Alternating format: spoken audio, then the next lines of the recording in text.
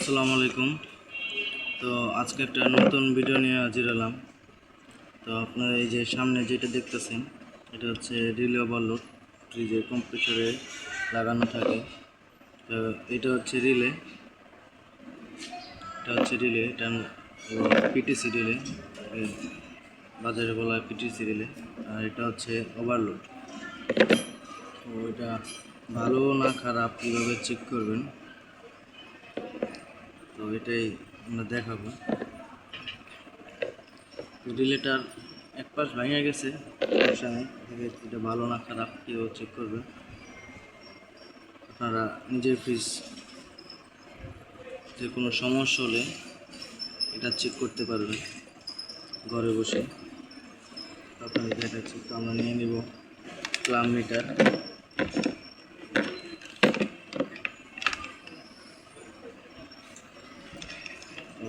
ক্লাম মিটারটা নিয়ে নিছি। মানে ক্লাম মিটারের দুইটা তার আমি আপনাকে ফার্স্টে রিলেটা ওভারলোডটা দেখাচ্ছি। দুইটা টার্মিনালে এইভাবে ধরে আরেকটা টার্মিনালে সংযোগ দেব। দেখেন বাঁচতেছে, তার মানে রিলে এই ওভারলোডটা ভালো আছে। এটা বাঁচতেছে, তার মানে এটা ভালো আছে। এই বাসটা হচ্ছে মিটারের খুব সহজ একটা মানে যে কোনো টার্মিনাল মাপার জন্য। তাছাড়া আপনারা সিরিজ লাইন দিয়েও মাপতে পারেন। তো এই যে ওভারলোডটা ভালো আছে। তো এখন দেখা হচ্ছে রিলে। তো ওই যে ওভারলোডটা দেখালাম, এই ওভারলোডটা হচ্ছে আপনার ফ্রিজের কম্প্রেসরের সাথে সংযোগ থাকে, দুইটাই রিলে ওভারলোড।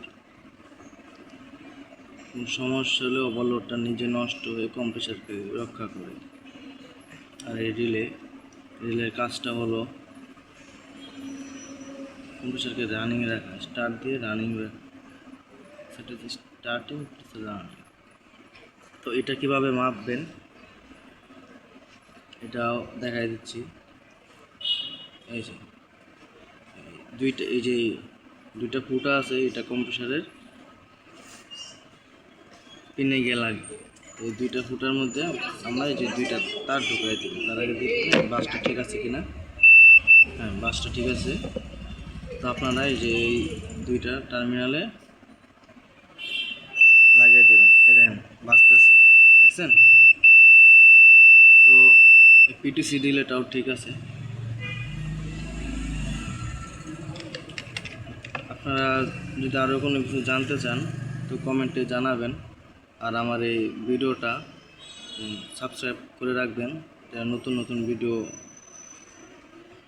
আপলোড করলে আপনাদের সামনে আসে। কোনো সমস্যা থাকলে আপনারা জানাবেন, কোনো কিছু জানতে চান।